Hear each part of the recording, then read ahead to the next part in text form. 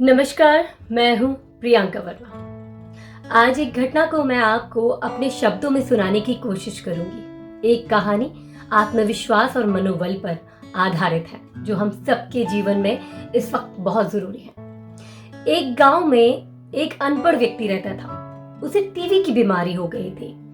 कई लोगों से पता करने के बाद उसने एक वैद्य का पता लगाया। वो वैद्य उसी के गांव में रहता था। वैद्य को ढूंढते ढूंढते वो आखिरकार वैद्य के पास पहुंच गया। वैद्य के पास पहुंचते ही उसने वैद्य से कहा कि वैद्य साहब, मुझे टीबी की बीमारी हुई है, इसका मुझे इलाज चाहिए। वैद्य अपने खेतों में काम कर रहा था। दवाई समझने के बाद उसको लिखित में देने के लिए उसके पास कोई कागज और कलम नहीं था।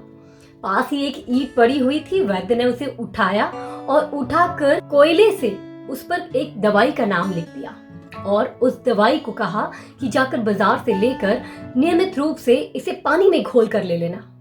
अनपढ़ व्यक्ति था, काफी कुछ समझ नहीं पाया।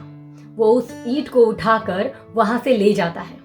लगभग 3 महीने बाद वो व्यक्ति उस वैद्य के पास वापस आता है और जब वापस आता है तो वैद्य से कहता है कि वैद्य साहब, आपकी दवाई काफी कारगर रही। मेरी आधी बीमारी का इलाज पूर्णतः हो चुका है। आपकी दवाई बहुत ही कारगर रही। आपकी दवाई के इस्तेमाल से मैं आधे रूप से ठीक हो चुका हूँ। आप मुझे फिर से वो दवाई बनाकर दे दीजिए।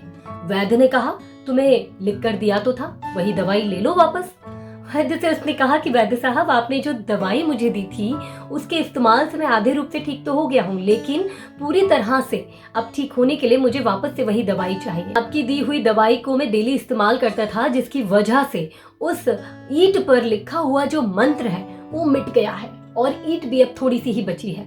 तो आप अगर मुझे फिर से वही ईंट पर वही मंत्र लिखकर अगर दे देंगे तो मैं इस दवाई का पूर्णतः उपयोग करके मुझे लगता है कि मैं पूरी तरह से ठीक भी हो जाऊंगा। वैद्य थोड़ा अचंभित हो गया। उसे लगा कि ये क्या दवा का उपचार हो रहा है और किस तरह से ये इलाज ले रहा है। उसने उस अनपढ़ व्यक्ति से पूरी बात समझने की कोशिश की।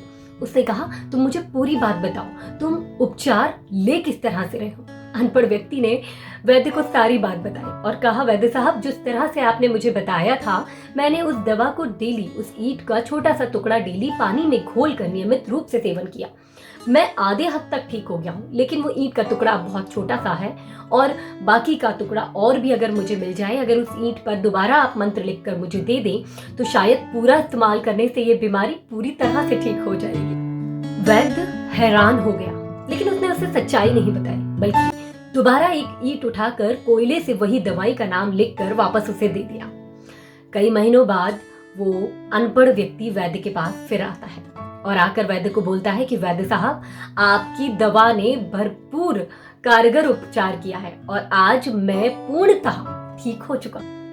वैद्य भी खुश हो गया और इस बात पर विश्वास कर बैठा कि उसका विश्वास उस ईंट के प्रति बहुत ही उम्दा था, जिसकी वजह से आज उसकी टीबी जैसी भयानक बीमारी का इलाज वो स्वयं ही कर बैठा, ना कि वैद्य को कुछ करना पड़ा। शायद आपको मेरी ये बातें बहुत ही मंद बुद्धि वाली लगेंगी, लेकिन हमारा दिमाग बहुत ही पावरफुल है।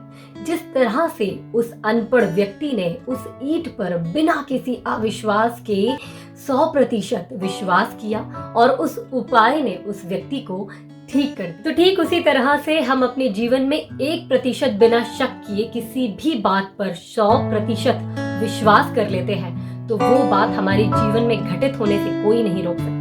क्योंकि हमारे अवचेतन मन को कुदरत ने कुछ इस तरह से बनाया है कि हम उसमें जो भी विचार डालें वो उसे सच कर देगा, फिर चाहे वो नेगेटिव हो या पॉजिटिव। क्योंकि अगर आप अपने आप पर 1% भी शक किए बिना 100% विश्वास रखते हैं तो आप अपने जीवन में एक दिन बड़ा मुकाम हासिल जरूर करेंगे और दुनिया की हर समस्या को दूर करके अपने जीवन में सुखी, समृद्धि और स्वस्थता प्रदान भी करेंगे। ऐसा करने से आपको कोई भी ताकत रोक नहीं सकती। So be positive, be strong and believe yourself, because no corona, क्योंकि केयर करो ना। Thank you. This is Priyanka Verma.